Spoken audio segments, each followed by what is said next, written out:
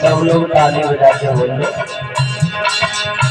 बनवारी गिरधारी, हाँ बनवारी गिरधारी रे होए, आस लगी तेरी बारी होए, आस लगी तेरी बारी।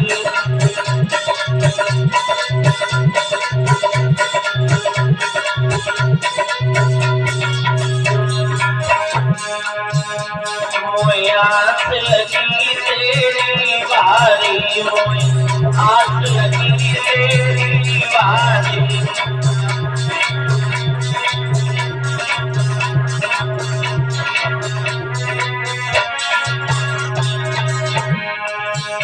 भक्त के राय प्रभु हरि द्रोप सुधा ने आवाज लगाई,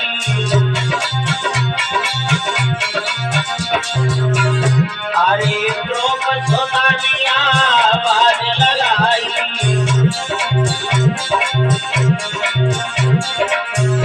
और बादिन भागे कृष्ण कन्हई,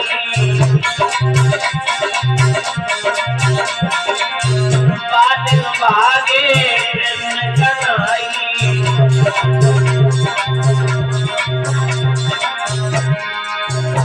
आरे जाजन सभा में खेती साड़ी, हाँ जाजन सभा में खेती साड़ी रे होए, आस लगी तेरी बारी।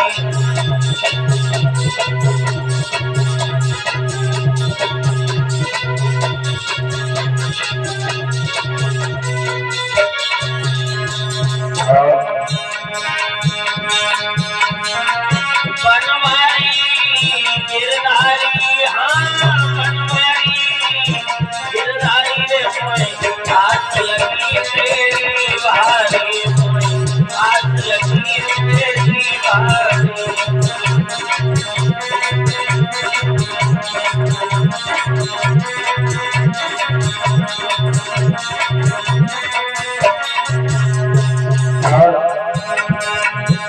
हरे पीड़ पड़ी देवन में भारी,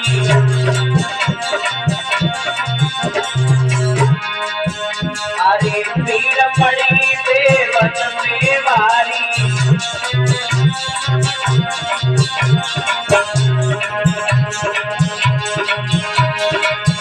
हरे खुद जालन बने मुरारी, खुद जालन बने मुरारी।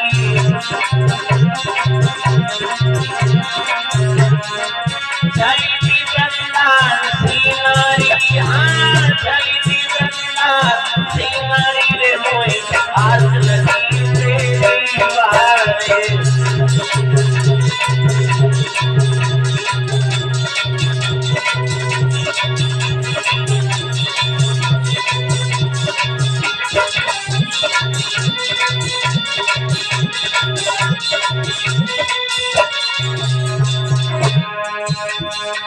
गिरधारी बनवारी, हाँ गिरधारी बनवारी रे होए, आस लगी तेरी बारी।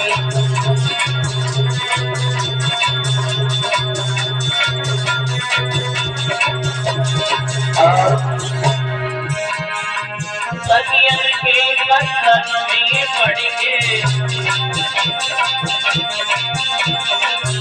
हरि सखियन के बंधन में पड़ के,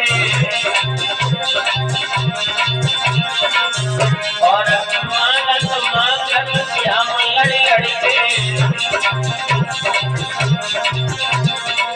मांगे मांगत श्याम लड़ लड़ के।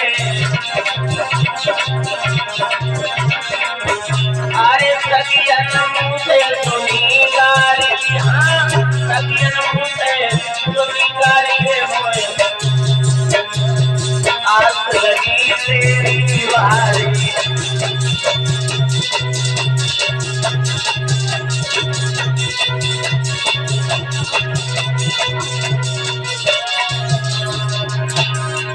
बनवारी गिरधारी, हाँ बनवारी गिरधारी रे मोए, आस लगी तेरी बारी मोए, आस लगी तेरी बारी।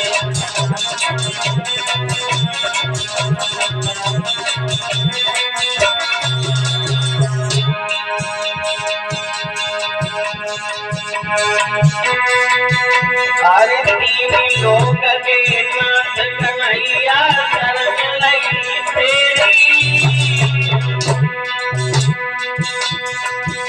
तुकारो द्वारिका नाथ शरण में आई गए तेरी, तुकारो द्वारिका नाथ शरण में आई गए तेरी।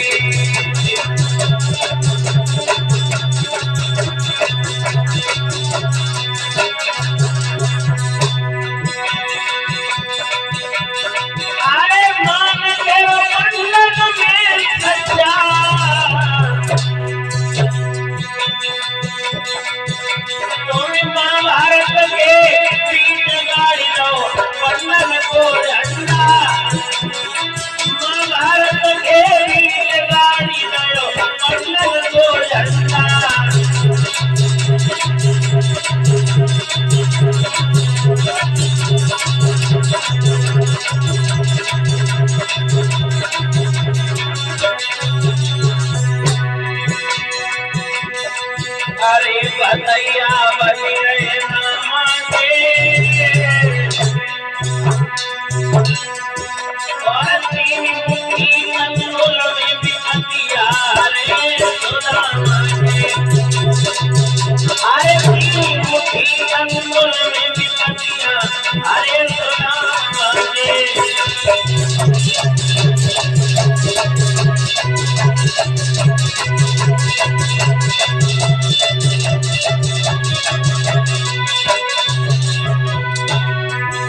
अरे तीन मुट्ठी कंदोल में बिकतिया अरे सुदामा के, अरे तीन मुट्ठी कंदोल में बिकतिया अरे सुदामा के।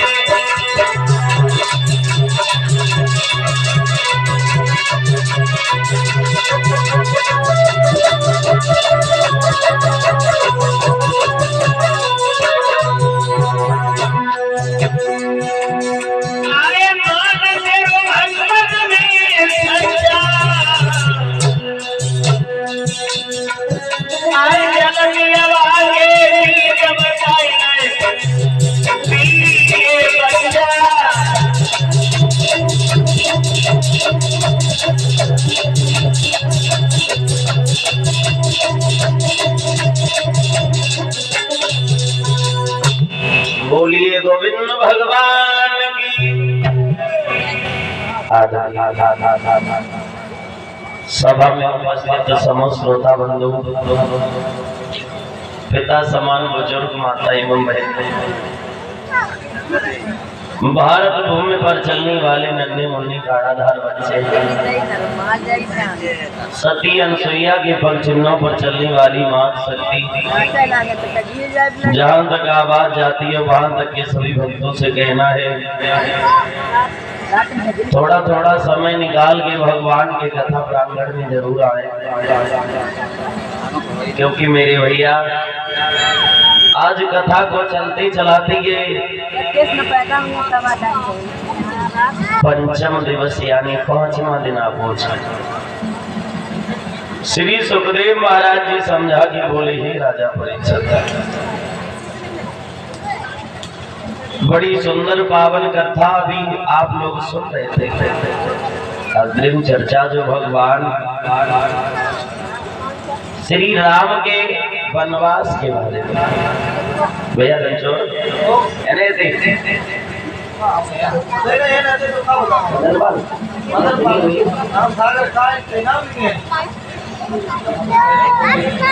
एक विद्वान ये कहता है, परीक्षित महाराज रामायण सुनी है, रामायण पढ़ी है सबने, लेकिन समझ में एक बात ये नहीं आती है, जब राम लक्ष्मण सीता वन को 3 गए, कैकेयी ने वनवास सिर्फ राम के लिए मांगा, तो लक्ष्मण ने कहा भैया हम भी साथ में चलेंगे।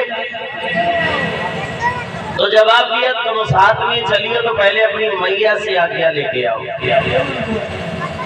तो लक्ष्मण अपनी मैया के पास में पहुंचे और जवाब दो भैया भाभी वन को जा रहे हम हो जाए। सुमित्रा ने एक बात कही, बाबा तुलसीदास जी ने रामचरितमानस में लिखा है,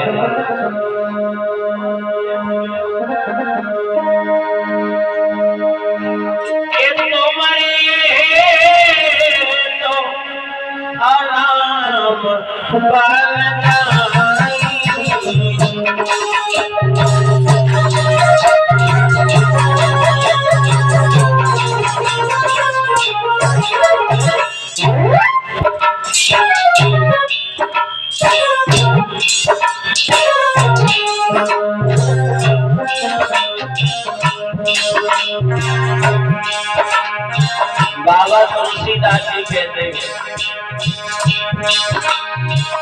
तुम्हारे तो नाम बन जाए कारण और तात बछुनाई।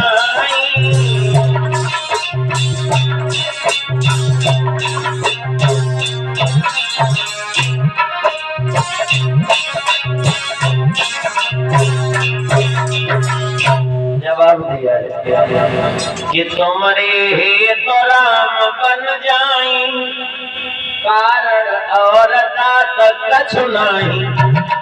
जवाब दिया कि तुम्हारे कारण राम बन को जा रहे। सुमित्रा ने ये बात लक्ष्मण से कही कि तुम्हारे कारण राम वन को जा रहे, कोई दूसरा कारण नहीं है। तो बाबा तुलसीदास जी ने रामचरितमानस में लिखा है, तो समझ में एक बात जान आया है परीक्षित महाराज, लक्ष्मण का कौन सा दोष था जो लक्ष्मण के कारण भगवान राम वन को गए। वनवास तो कैकेयी ने राम के लिए मांगा था, अब वो भी 14 वर्ष का। यहाँ पे भी प्रश्न ये खड़ा होता है कि आखिर कैकेयी ने 14 वर्षों का ही वनवास क्यों मांगा? चाहती तो 12 को मांग लेती, 15 को मांग लेती, 10 को मांग लेती, 14 वर्षों का वनवास क्यों मांगा? तीसरी बात, राम राजा क्यों नहीं बने? राम राजा क्यों नहीं बने? चौथी बात, राम को वन भेजने में सबसे बड़ा हाथ किसका है? ऑप्शन कैकेयी, मंथरा, सरस्वती, देवता। किसका है?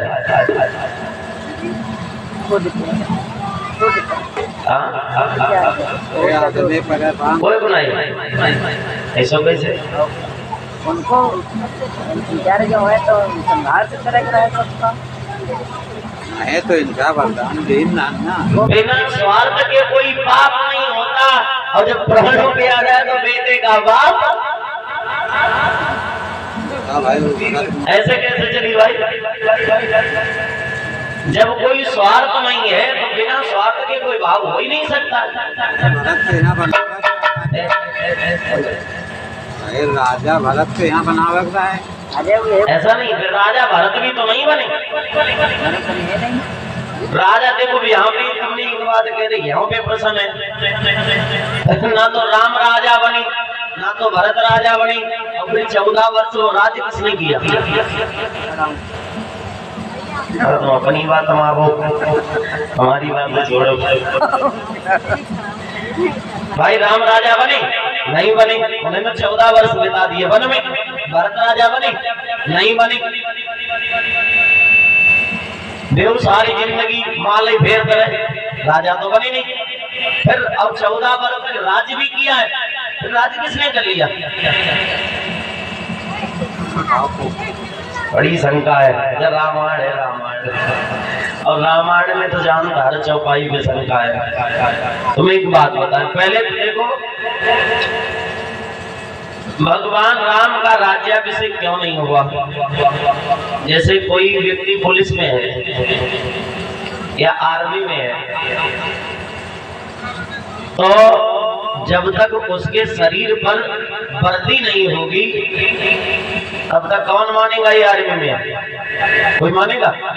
कोई नहीं मानेगा। तो ठीक वैसा ही राजा का नियम होता है। राजा का मुकुट जो था, जो उनकी पहचान होती है, तो राजा का मुकुट जो था वो महाराज दशरथ के पास में नहीं था। मुकुट कहाँ था? मुकुट था बाली के पास। बाली के पास महाराज दशरथ और कैकेयी एक बार जनाने सरोवर में स्नान करते पकड़ लिए। तो बाली ने ये कहा था कि या तो हमसे युद्ध करो तो यहाँ से चले जाओ, अगर युद्ध में जीत जाओ तो चले जाओ। अगर ये बात दशरथ पहले से जानते थे कि बाली से मैं नहीं जीत सकता, तो जवाब दिया महाराज अगर युद्ध नहीं करना तो ऐसा करो, अपनी रानी कैकेयी को आप हमें दे दो और यहाँ से चले जाओ। दशरथ सोचने की जो सबसे बड़ी समस्या, अगर अपनी औरत का बताई दो तो बेइज्जती नहीं हुई। बोले क्या सोच रहे, ये भी नहीं बस का, तो ऐसा करो अपने सर को मुकुट उतार के हमें दे दो और तुम जाओ। तो दशरथ मुकुट उतार के बाली को देके वहां से चले आए थे, इसीलिए राम राजा नहीं बने। उसके बाद देखो अब राम के बन जाने में सबसे बड़ा हाथ है देवताओं का। देवताओं का हाथ कैसे? पूर्व जन्म में कुछ ऐसे भाव हुआ करते थे, जो बात कहा करते थे लोग वो सत्य हो जाती थी। कैकेयी के पिता अश्वपति जो थे,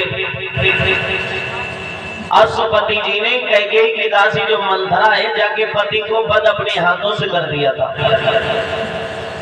तो जब पति का वध हो गया था, मंथरा ने उसी दिन अपने मन में प्रतिज्ञा कर ली थी कि चाहे कुछ भी हो जाए, और एक बात कही महाराज चैन की सांस उस दिन लूंगी जिस दिन तुम्हारी बेटी भी विधवा हो जाए।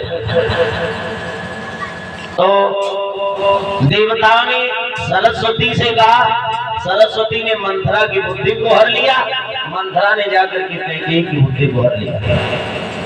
उसने जाके महाराज दशरथ से वरदान मांग लिया। दूसरी बात, 14 वर्षों का वनवास क्यों हुआ? 14 वर्षों का वनवास इसलिए हुआ, जब भगवान श्री राम गुरु विश्वामित्र के साथ जा रहे थे तो वन में उन्होंने ताड़िका का वध किया था। किसका? ताड़िका का। जब वध किया तो ताड़िका रोने लगी।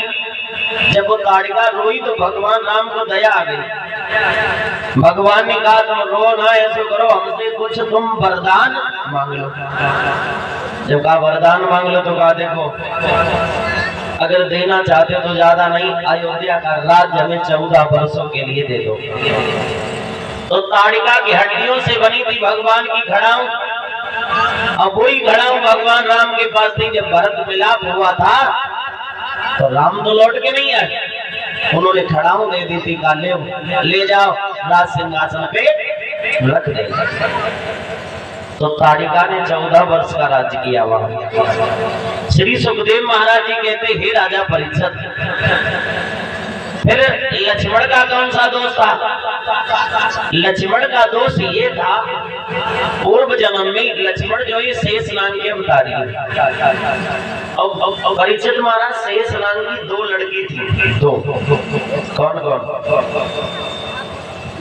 एक तो सुलोचना, दूसरी सुनैना जो महाराज जनक को विवाही हुई।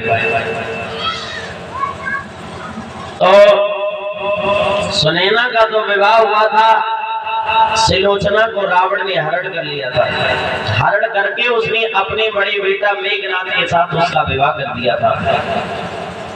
जब विवाह कर दिया तब जो है मेघनाथ को मारने के लिए शेषनाग ने तपस्या की। उन्होंने तो मन में प्रतिज्ञा कर ली कि चाहे हमारी बेटी विधवा क्यों ना हो जाए, अपने दामाद को अपने हाथों से ही मारेंगे। ये प्रतिज्ञा करके वो तपस्या करनी चले गए। लंका के राजा रावण ने मेघनाथ से एक बात कही, बेटा अगर तुम्हें कुछ करना है, तुम्हें जीवित रहना है तो जाओ शेषनाग तपस्या करने गए, उनसे ज्यादा तपस्या करो तो बच जाओगे वरना मारे जाओगे। तो मेघनाथ चल दिया। चलो अपनी कुल देवी के पास में पहुंचे हो। अच्छा बताओ मेघनाथ की कुल देवी कौन थी? अम्मा तुम बताओ, चश्मा वाली अम्मा।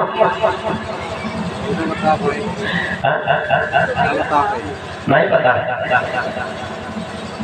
मेघनाथ की कुल देवी थी निकुंबिका। क्या नाम था? निकुंबिका। अब ना भूलियोगे। निकुंबिका की जाकर के तपस्या की है तो मैया प्रसन्न हो गई और एक बात कही, बेटा हमसे वरदान मांग लो। तो वरदान की जब बात आई तो जवाब दो मैया। सुना कि अजर यमन तन करो भवानी,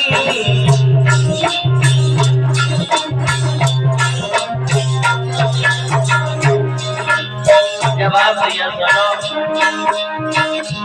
हमें अजर और अमर कर दो। मैया बोली लाला जो दुनिया में जो आओ है वो एक ना एक दिन गौ है, ऐसा नहीं हो सकता है। अजर अमर करो भवानी, यह सुन के देवी मुझे ज्ञानी।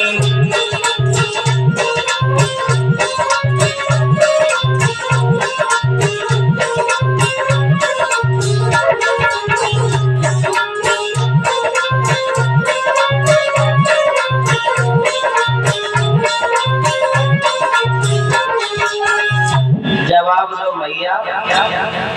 अजर अमर तन करो भवानी, यह सुन के देवी मुस्क्यानी। जवाब दो हमें अजर और अमर कर दो। मैया ने बोला बोली लला जब दुनिया में जो आओ वो अमर नहीं हो, और कुछ मांग लो। जवाब दो अगर ये नहीं हो सकता तो सुनो कि जो पूरे 12 वर्ष तलक अब बिल्कुल भी अन्न नहीं आए,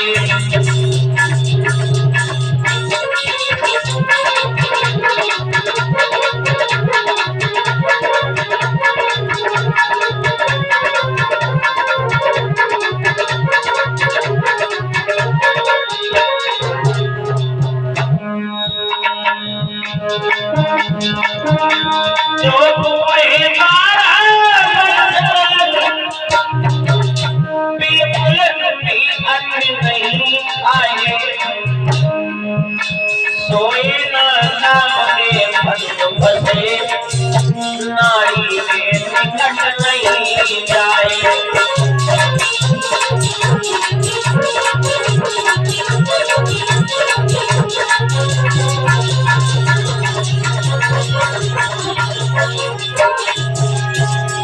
जवाब दिया देखो जो पूरे 12 वर्ष तक बिल्कुल भी अन्न नहीं खाए, सोए न काम के फंद फंसे नारी के निकट नहीं जाए।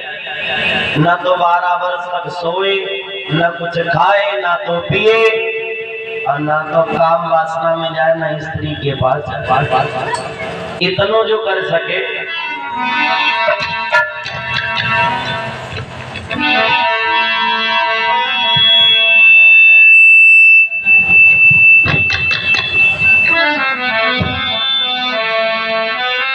जो इतना कर सके और हे जननी मोह मारी एवं अस्त कहते भई मैया अंतर ध्यान।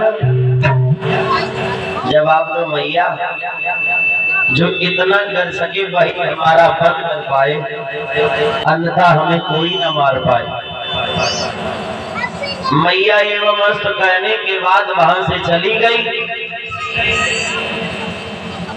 तो भक्तों, सबसे पहली बात तो जाए, मेघनाथ ने वरदान मांगा था 12 वर्ष के, और लक्ष्मण ने वन में 14 वर्ष बिता दिए थे। इसीलिए मेघनाथ का वध करना था, तो लक्ष्मण के कारण ही राम वन को आए। पूर्व जन्म का बदला लेना था, वही पूरा हो गया। अब जे भी मरम जानती थी मैया, बताया जाता है। अरे जाओ मरम जाने महातारे,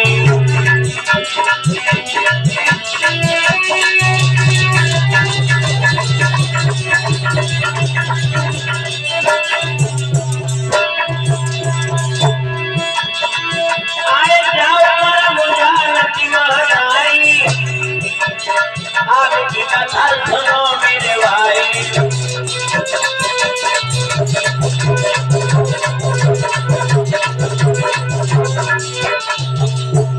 जवाब दिया कि जाओ मरम जानती महतारी, आगे की कथा सुनो मेरे भाई।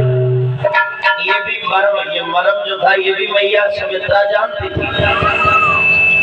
दूसरी बात और बताए, जब शेषनाग ने तपस्या की है,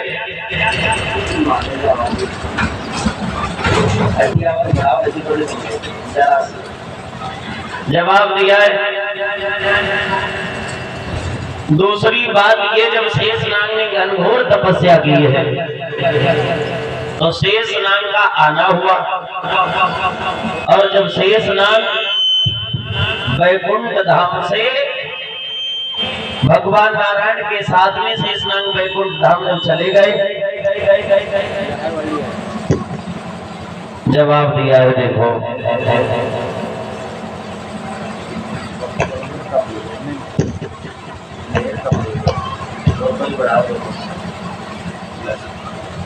जवाब दिया है।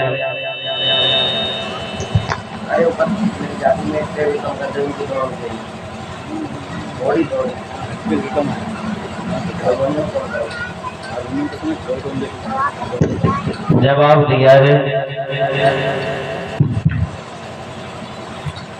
शेषनाग जब भगवान नारायण के साथ वैकुंठ धाम को चले गए, तब जो है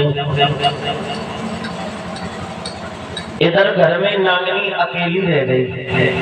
अब बड़ो घर हो, परीक्षित महाराज अकेली औरत हो घर में, तो अच्छो नहीं लगता। ये कभी कह रहा है कि एक शेष गए वैकुंठ धाम, और नागिनी रह गई अकेली है। घर में बिल्कुल भी मन न लगे, ना संग में कोई सहेली।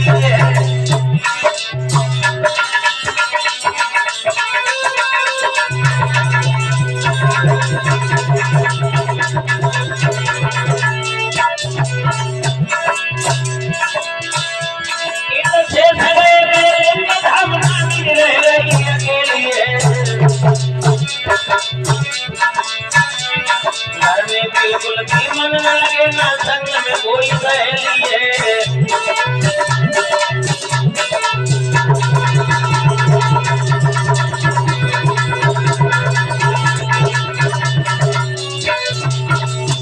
जवाब दिया कि इत शेष गए वैकुंठ धाम, और नागिनी रह गई अकेली है। घर में बिल्कुल भी मन न लगे, ना संग में कोई सहेली है। शेषनाग वैकुंठ धाम चले गए, नागिनी घर पे अकेली रह गई। घर में मन नहीं लग रहा। तो भक्तों, उस समय एक नाग था जिस नाग का नाम था संबर। लिखा है कि संबर नाम नाग एक रयो,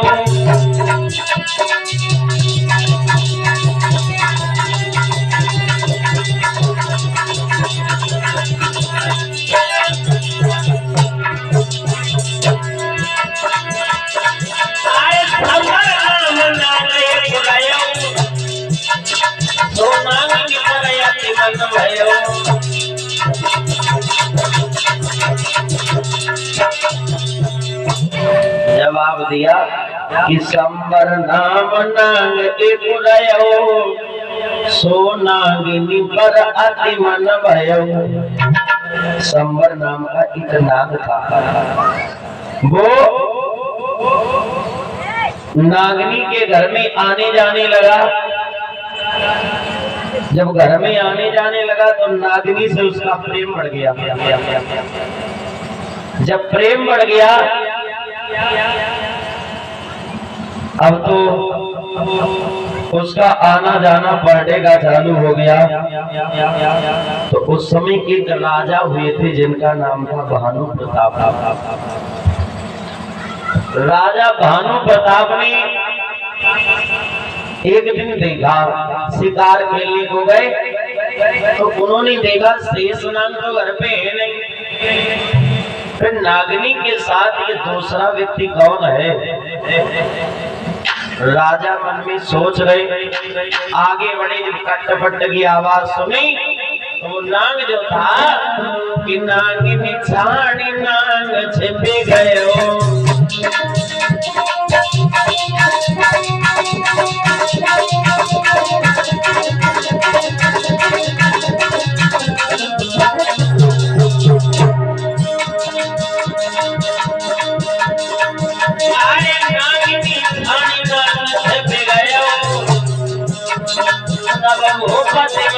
समय भयो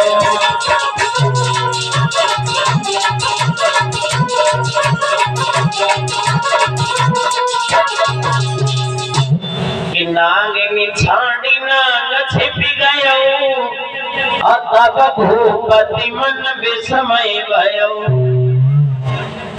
नागिनी को छोड़ के वो नाग जो था वो छिप गया। राजा ने देखा, राजा को क्रोध आ गया। ओए! नागिनी से कहा, जब बताओ अभी तुम्हारे साथ दूसरा व्यक्ति जो था वो कौन था? नागिनी कहने लगी, ये ना कोई है ना हमारे अलावा। जवाब तो झूठ बोल रही, कौन था? जवाब तो कोई ना। तो राजा को क्रोध आ गया कि चावूंगा हाथ लीन विकराला।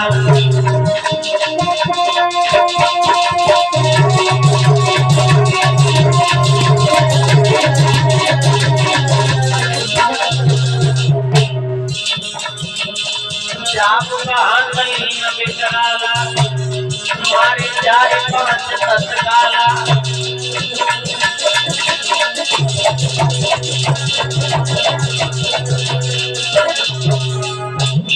जवाब दो कि चाबुक हाथ लीन विकराला, हमारे चार पांच तत्काला। चाबुक उठाओ और नागिनी के चार पांच हमारे, और राजा वहां से चुपचाप चले गए। नागिनी घर में रो रही थी।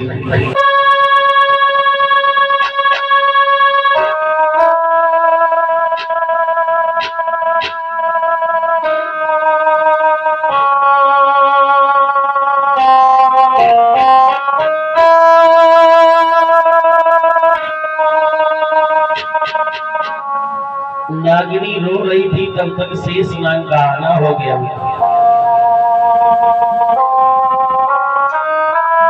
शेषनाग का जब आना हुआ है तो शेषनाग पूछने लगे, अरे नागिनी क्यों रो रही हो? क्या बात है? तुम्हारे रोने का कारण क्या है?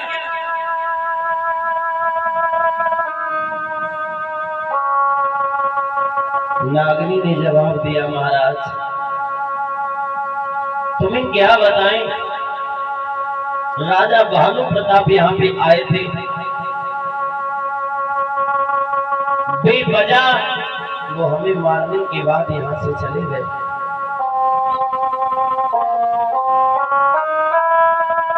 जवाब दिया है रानी, तुम्हारी कोई ना कोई गलती तो जरूर होगी। जवाब दो महाराज, हमारी कोई गलती नहीं थी। जवाब दो, अगर तुम्हारी गलती नहीं थी तो चिंता न करो, हम राजा से जरूर पूछेंगे कि तुमने हमारी स्त्री को क्यों मारा, इसका पता लगा करके रहेंगे। कोई बात नहीं। आज वहां से शेष नाग चले हैं, नाग का भेष बना करके बीच सभा में गिरे जाके लोग मारने को दौड़े, लेकिन राजा ने मना कर दिया। इसने हमारा तुम्हारा कुछ नहीं बिगाड़ा है, इसे इज्जत के साथ यहाँ से बाहर निकाल दो। निकलवा दिया, कोई बात नहीं। शेषनाग मन में सोचने लगे, इतनो सुंदर इतनो अच्छे विचार को राजा, जरूर हमारी नागिनी की कोई ना कोई गलती है। फिर अपनी नागिनी से जाकर के पूछा, बताओ तुम्हारी कोई ना कोई गलती तो की है। राजा तो बहुत अच्छा है। जवाब दो महाराज, हमने कोई गलती ना करी। तो शेषनाग बोले, सुन एक बात याद रखना कि गलती तेरी होई जो बाला,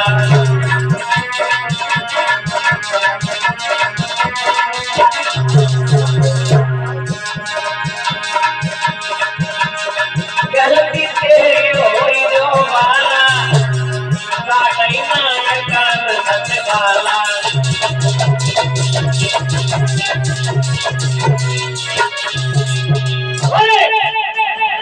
गलती तेरी होई जो बाला, तो काटई ना कान तत्काला।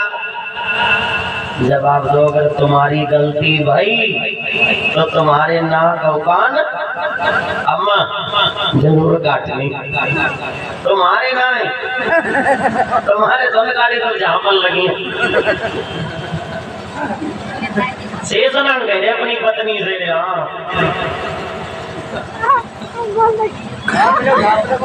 भैया तुम अपने कहा जहाँ पे नहीं हो, तुम्हारे दोनों कटी हो, हमका बेदर्द है तुम्हारे नाक में काटनी। तो आज शेषनाग जो थे वहां से चले, छोटे से ब्राह्मण बन गए परीक्षित महाराज।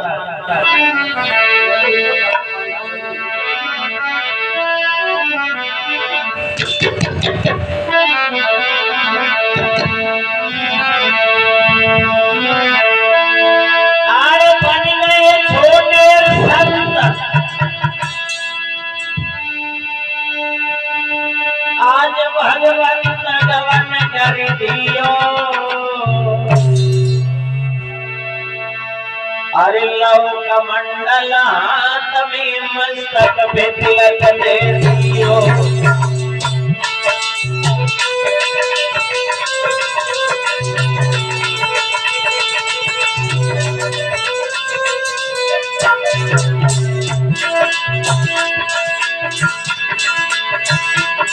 आए मन में छोटे धन चले, भगवंत गवन कर दियो, गवन कर दियो।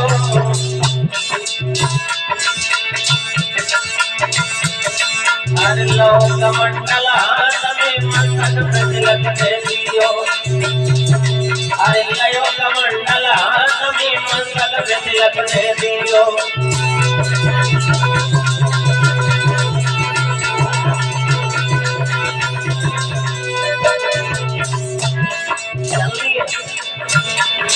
छोटे से संत बन गए, ब्राह्मण बन गए, हाथ में कमंडल, मस्तक पे लंबा तिलक लगाया, चल दिए।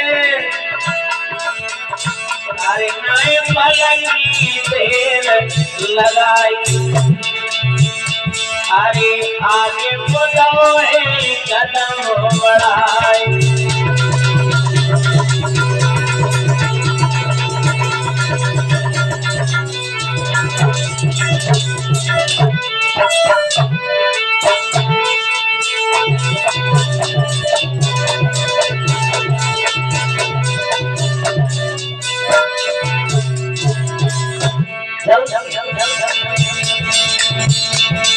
को बढ़े।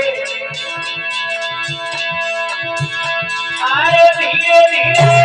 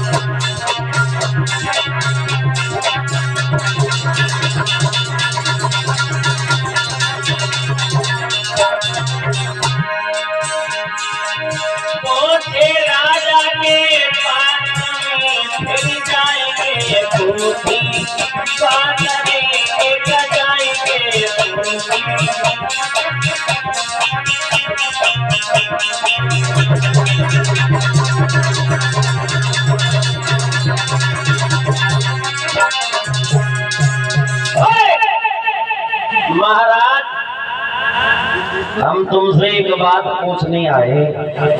बात कौन सी बात? जब आप लोग हमें जब बताए दो, तुमने शेष नाग की पत्नी को क्यों मारा? राजा सोचने लगे, परीक्षित महाराज हमारे सिवा उनको यह तो ना है, और जब बात जे का है पूछ रहे। फिर मन में विचार आया, हमारी तो गलती नहीं, हमें क्या दिक्कत है? तो उन्होंने देर नहीं की, जवाब दिया, हम तुम्हें बता रहे। नागिनी के साथ में एक दूसरा नाग लेटा हुआ था। तुम्हें क्या बता कि नागिनी विषय भोग के काजा, अब परिदारी कछ परमय काजा। तुम्हारे न होने के बाद नागिनी के पास एक नाग लेटा हुआ था, वो हमने देख लो, नाग तो भाग गया। तुम्हारी पत्नी हमने नागिनी से पूछी तो नागिनी ने जवाब दो है को तो तभी हमें क्रोध आ गया, इसीलिए मैंने मारा था। बोले ठीक ठीक, बस इतना ही पूछवे। तो शेष नाग वहां से चले गए।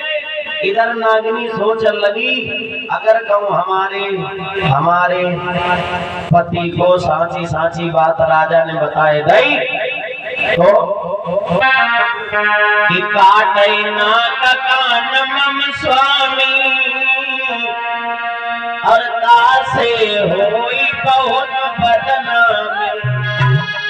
सोचो, अगर कहूँ हमारे पति ने हमारे नाक को कान काट ही गए, हाँ तो बहुत भारी बदनामी हुई है।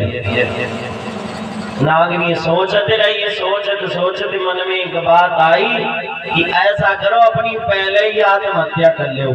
तो वह नागिनी ने कहा करो कि पटक पटक फन मरी गई बामा।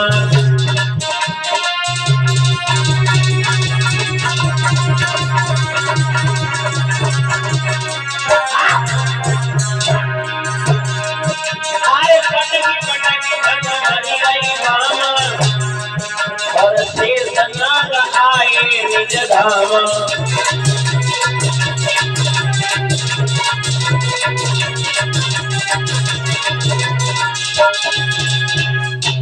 बटक बटक भन मरी गई बामा, और शेष नाग आए निज धाम। नागिनी अपनो भन पटक पटक के और मरी गई। स्नान घर पे आए, हमने देखो नानी तो मरी गई, लेकिन कोई बात नहीं, हमारे आने से पहले ही मरी गई, बहुत बढ़िया रहो। लेकिन मैंने जो संकल्प लिया है कि तुम्हारे नाक और कान कटे तो वे तो जरूर कटे, चाहे कछु हो जाए। अब नाक कान कैसे काटे पता? वही नागिनी जो थी, अरे जननी सोपन धार समझाई,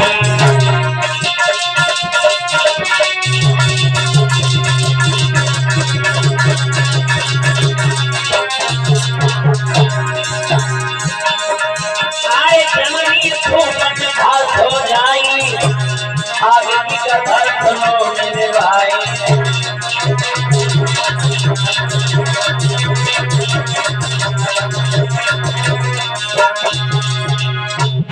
कि जन्मी सोपन खास हो जाई, लंका में रावण की बहन बन के पहुंच गई।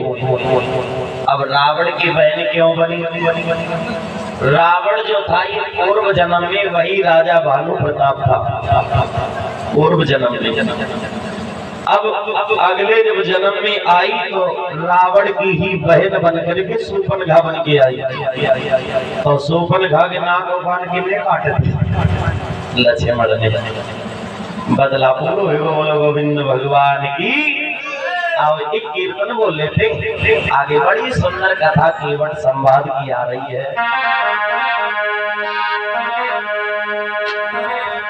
कि मोए सुनी सुनी आवे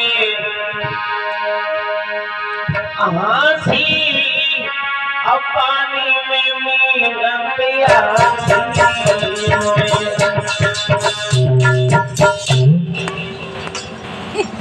ये नहीं रहे को हमें क्या लगा थी लंबी लाइन को समझ होना आई। तुम्हारी आवाज नहीं आई? तुम पहले लड़ ले आपस में, आवाज हमारी आई, नहीं सुना है। हे भगवान मोई सुनी सुनी आवे हंसी, पानी में मीन प्यासी।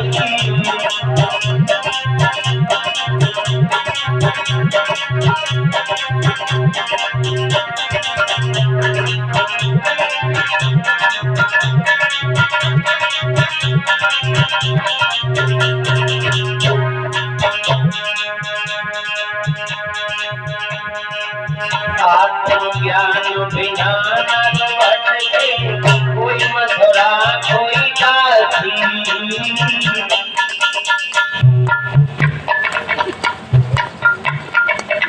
तुम लोग पता कैसे बैठे हो? हम तुम्हें बताएं? कहा हम सुन नहीं ना, अभी एक जगह पता है कथा सुने सबको आवा, कहा थोड़ो नहीं आवा। रोटी मुंह का खाई में कहती पेट धोने पढ़ाई में बताई सुना है सुनाओ, तुम सुनी है ये सबको। बड़ी समस्या है। आगे कहा ये कहीं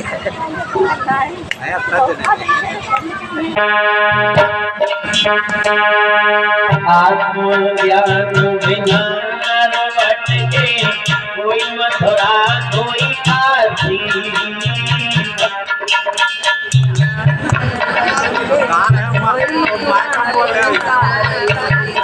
अरे ऐसे ही काशी काशी कहते हो जो अरे जैसे लगाना कस्तूरी, अरे बन बन फिरे उदासी, पानी में मीन प्यासी।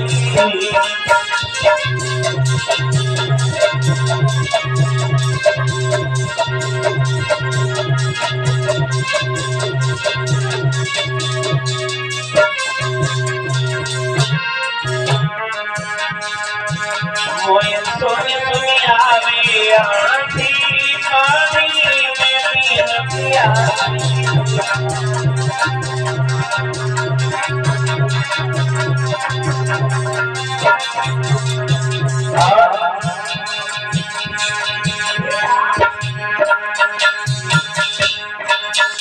आले जल बिच कमल, कमल बिच कलिया। तापर हमारे निवासी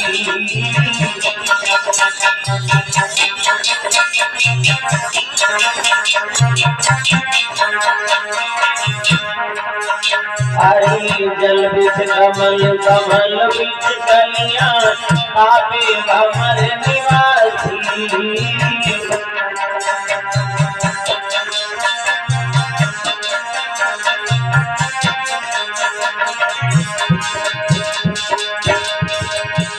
आए जो मन बसती लोग भया में आए जो मन बसती लोग भया में और सती सती सन्यासी पानी में रतियासी मोए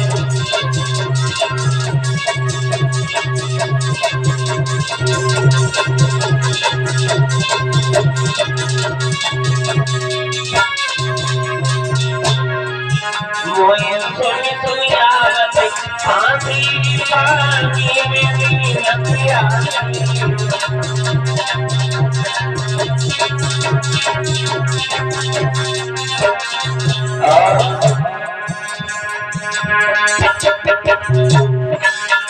हरि जाप ध्यान धरे विधि हरि हर मुनि जन से सन्यासी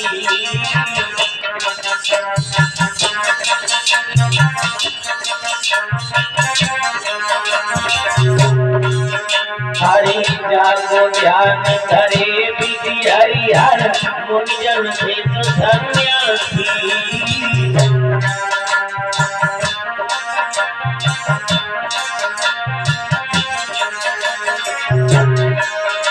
आरे तो तेरे घट में विराजे और परम पुरुष अविनाशी पानी में प्यासी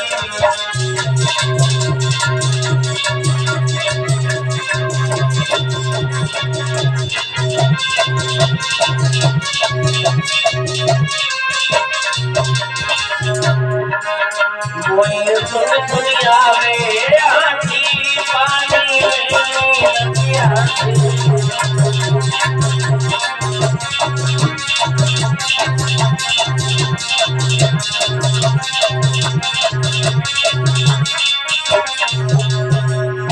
भगवान की आरती चला ले आरती। हाँ भगवान जलवा दे बना रहा हूँ आके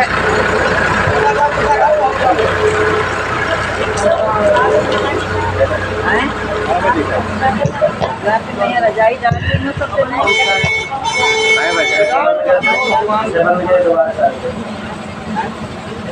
कई बजेगा? तो खाली फोटो है।